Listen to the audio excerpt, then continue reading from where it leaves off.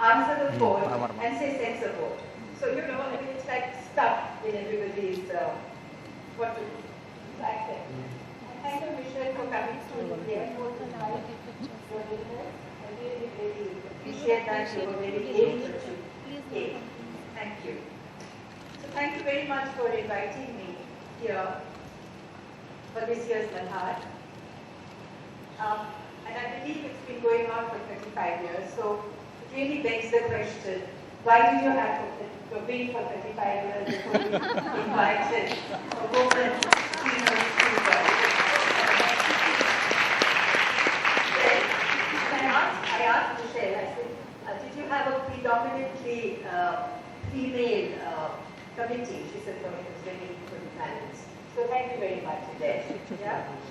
And I believe this is the second largest youth festival, intercollegiate youth festival in Asia. And so I think it's in this lovely, big, overwhelming 148-year-old vintage. So it's all added to that feeling of, I think, wonderful. And then because I called this session reflection on a rainy day, so on cue it's raining outside. Yeah. So I believe I'm told that your mascot is called Puddles.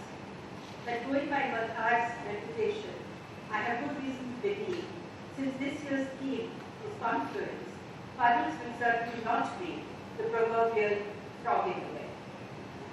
Good afternoon, everyone. Suppose there are some members of the faculty here, proud parents, guests, and students. I'm delighted and honored, as I said, to be here at this festival that promotes free-flowing dialogue and debates. It is always so refreshing to be with the young people and get a new perspective on life and times.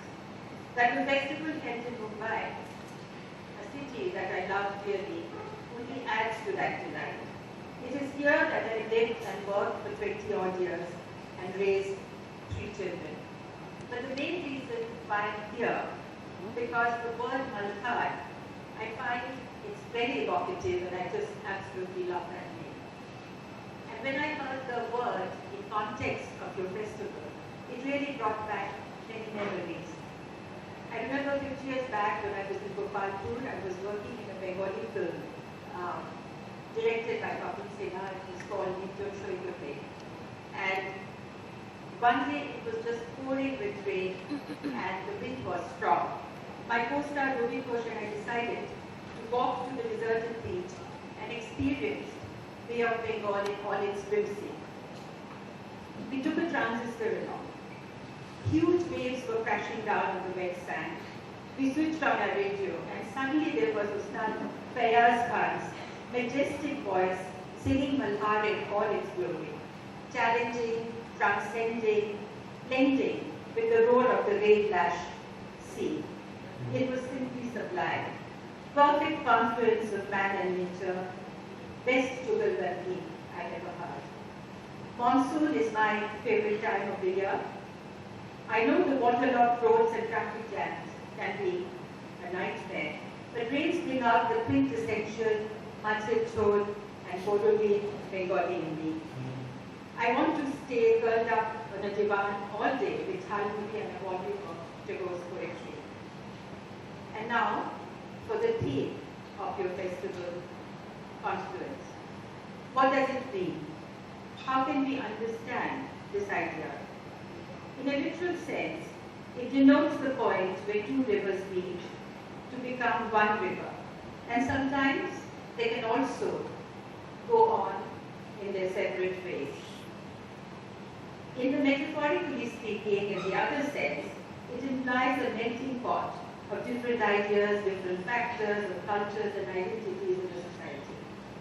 In my opinion, it is the richness and diversity of confluence that make India the fascinating country that it is. I'm happy that we are here exploring and celebrating that idea. My basic understanding of Indian history tells me that India's openness to the world saved it from stagnation and isolation. Mutual give and take between ancient India and Greece, Rome, Iran, China, and Central Asia enriched each other's cultural, artistic, and architectural heritage. From the Buddhist murals in Ajanta to various schools of Rajput and Mughal painting, from the Hindu temple complexes of Khajuraho in the north and Madurai in the south, to great Islamic mosques, mausoleums, and palace complexes, including the Taj Mahal, epitomize the matchless architectural achievement. From Ramayana and Mahabharata to Sufi poetry, as well as the vast body of contemporary literature written in the country's innumerable languages and dialects, and now even in English, remains unparalleled. The simultaneous coexistence of the living classical tradition of Hindustani and Carnatic music and a range of folk traditions and popular cinema songs make up the vibrant music scene of the country. Our memory of the past is our touchstone. How we protect it and how we preserve it will define what our culture is today and not merely what it was. I feel fortunate that my life so far has been an affirmation of this pluralism. And that is primarily because of certain influences that I have been privileged to experience. Growing up in a Tagore household, being mentored by Shruti Rai, my marriage to Tiger, and being a part of the world's largest film industry, which for better or worse, we have come to call Bollywood. Let me begin with my name. Sharmila is not purely an Indian name. It was coined by Tagore after his visit to Czechoslovakia. There, Sharmila became our Sharmila. My early memory is of a rambling house full of aunts, uncles, cousins, and grandparents. This was the early 50s. There was no TV, nor Wi-Fi, and yet I had no idea of loneliness or boredom. The house was a compendium of pranks, poetry, and politics, music, literature, and ideas. Not having any designated space of our own, or even possessions, we children had to share. We had no choice but to adapt and improvise, to be patient and tolerant. My grandfather played the piano and ate with knife and fork. He wore the jubba, a Middle Eastern attire popularized by Tagore. He was every bit a Western Oriental Sharmila. My grandmother, on the contrary, had no formal education, only spoke Bengali, but had no problem communicating with my non-Bengali friends. She didn't eat meat or beef, but happily cooked it for her husband. She was a traditional Bengali woman, yet she was accepting of new and even radical ideas, like my working in films and me marrying a Muslim gentleman. Her handwritten recipes are among my most precious possessions. Our grandmothers told us amazing stories from her time about the socio-cultural journey of the late 19th and early 20th century in Bengal. This was the time when Western education inspired on the one hand new reformism, new reformist ideas, and on the other, critique of traditional orthodoxies and belief systems, and how this in turn led to a renewed attachment to inherited values. This ferment of ideas left an indelible mark on the illustrious Tagore family. From our grandmother, we learned about the Tagore men and women who played a dominant role in the Bengal Renaissance and were agents of social change, which had an enduring influence on life and people of Bengal. She told us about my great-grandfather, Rabindranath Tagore, her father-in-law, who was influenced by the Japanese art and introduced Cubism to India. But Rabindranath Tagore, of course, stood the tallest amongst them. Yeats described Tagore as a product of the whole people, a whole civilization. Tagore once described himself as a confluence of three cultures, Hindu, Muslim, and British. This had a profound impact on his worldview and the extensive body of work that he left behind. He named the university he founded Vishwa Bharati, a world university. This was before the private universities popularized the idea. The key theme of the World University was the interdependence of East and West. I'm sure many of you are aware of his stellar contribution to education, but even here, his vision was not limited to just academic knowledge. He said, the highest education is that which does not merely give us information, but makes our life in harmony with all existence. He took his cue from nature amidst the wildly contrasting moods of the season. Wordsworth, Shelley, Keats, and Tennyson were strong influences on his work. Tagore used Indian classical music as well as folk music of Hatyadi and Baul tradition in his songs, but was also inspired by the organ music of church hymns and the haunting melodies of the Scottish Highlands. Here let us trace the journey of just one Scottish verse, Ye Banks and Rays of Bonny Doon. Tagore translated this poem and set it to the tune of another Scottish song, the Caledonian Hunt's Delight. The outcome, Kule Kule, Tole Dole, Wahi Kiva, Yitubai. This found its way to the heart and lips of almost all Bengalis. Then, decades later, Pradeep Sarkar pictured the same song in Parinita on Vidya Balan, I think is part of your alumni, and said, now it was in Hindi. Cool, cool, hamra dole, man mein mujhe teri yaad, baag mein pakiha bole, pihu, pihu, you kaha, kahuna. I wish I could have sung this to you, but you can't have everything, because my voice actually sounds like one still.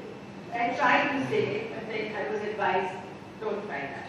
His doors were always open to the best that the world had to offer, and I sincerely wish one of these days his dream will come true.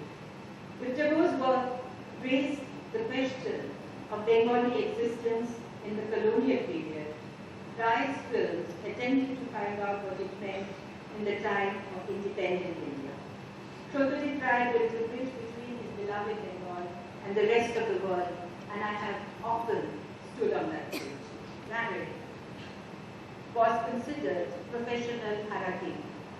But my life was never circumscribed by the trappings of stardom.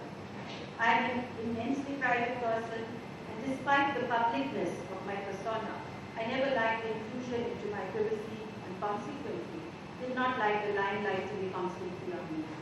My work was central to my existence, but I always knew a world beyond the studios.